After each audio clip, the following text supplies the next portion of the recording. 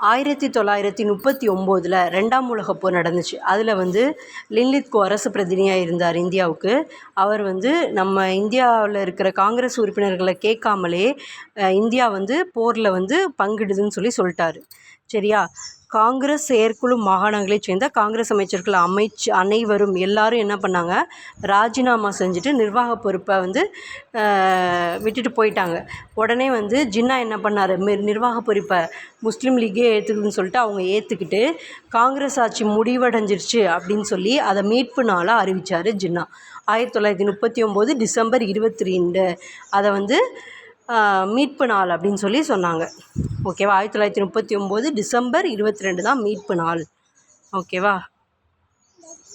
1939 December 22 அந்த நாளில் தான் காங்கிரஸ் வந்து விட்டுட்டு போனாங்க. உடனே முஸ்லீம் லீக் வந்து நாங்கள் எடுத்துக்கிறோன்ற மாதிரி அதை மீட்பு நாளாக கொண்டாடினாங்க. 1939 டிசம்பர் 22.